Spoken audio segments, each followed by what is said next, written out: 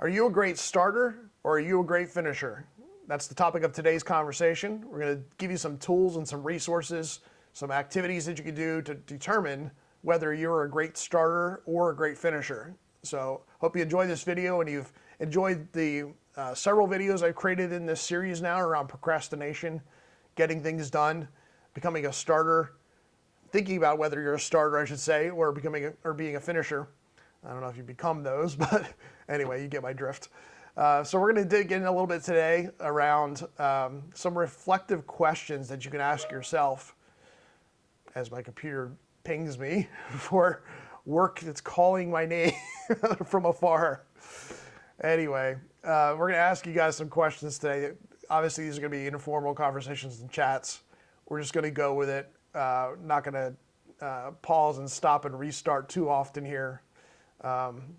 So here are 5 self-reflective questions you can ask yourself to determine whether you're a starter or you're a finisher.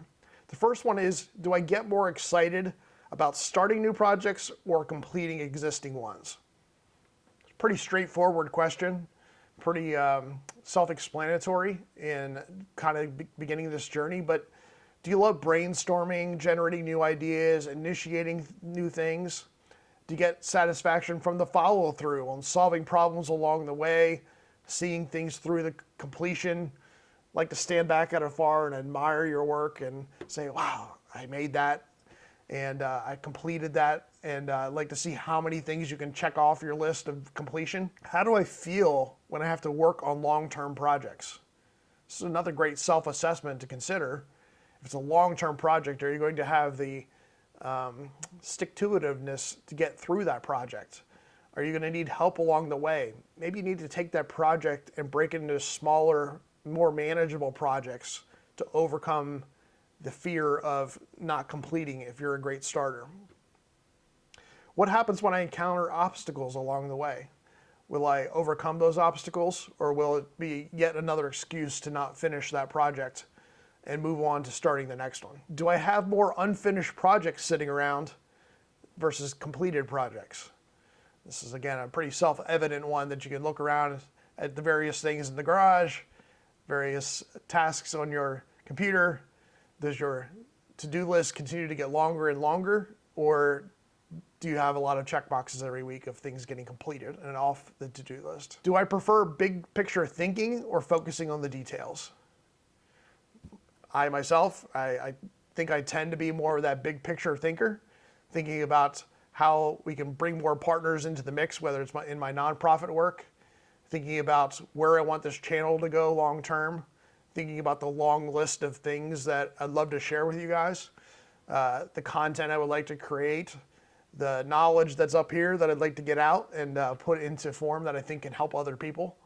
And now it's just a matter of sitting in front of this camera and actually getting the content put into the camera. And then, of course, admittedly and transparently, the biggest challenge for me is then sitting and getting this video content edited and put out to the world. And I think that's a nice trend with we're seeing in YouTube right now, is that your product doesn't have to be super polished, doesn't have to be over the top with editing, doesn't have to have professional editing done with a lot of whiz bang and fast transitions. So I love this pivot to make great quality content, make content that's valuable to others, and put it out in the world. So hopefully you're getting some good value from the content I'm sharing in this series of videos. Here's a little extra thing that I did the other night that I think would be very beneficial to all of you as well. Go into your favorite AI platform. I personally like ChatGPT a lot, but and ask it the following question. And I'll put the text of this down in the description as well, so you don't have to try to write all this down. But here's what I asked ChatGPT the other day. Ask me 15 questions about being a starter versus a finisher to help me self-assess which I am, or if I'm a mix of both. Ask me one question at a time, and wait for my response before you ask the next question so we can have a dialogue and a conversation. It gives me the opportunity to actually sit and ponder and think about what my answer is going to be versus just rapid firing with ChatGPT. And then I said, after the 15 questions, provide me a summary and results analysis of whether I'm a starter or a finisher. So I did that analysis. I think it was very insightful. A lot of stuff in there, of course, was things I definitely knew was what was going to be said, or knew what the answers were going to be, kind of knew some of the questions that are probably going to be coming my way.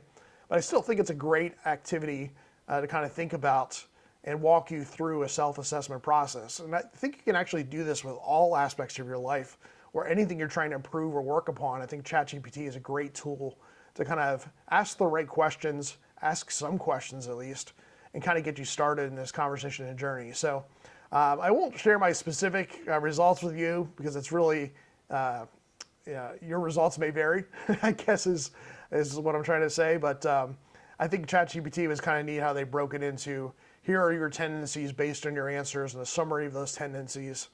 What does this mean from a analysis perspective? And then it actually gave me some next steps for growth and some ways that you can improve.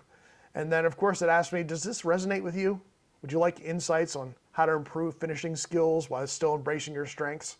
So I love that in many cases, ChatGPT will actually prompt you for the next phase of that self-reflection or activity or analysis or work that you're doing in their platform. So I stopped there last night, but I still thought it was very beneficial and something I wanted to share with you as far as a tool, a resource, a way that you can determine, are you a starter? Are you a finisher?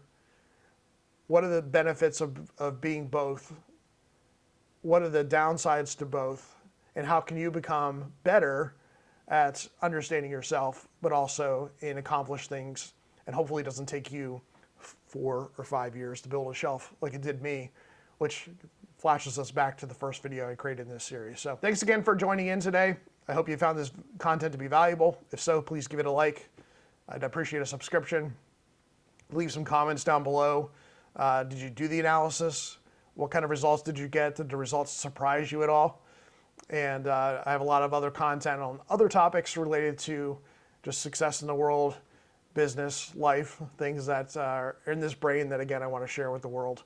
And so we'll be back in front of the camera here soon. Thanks. Have an awesome day.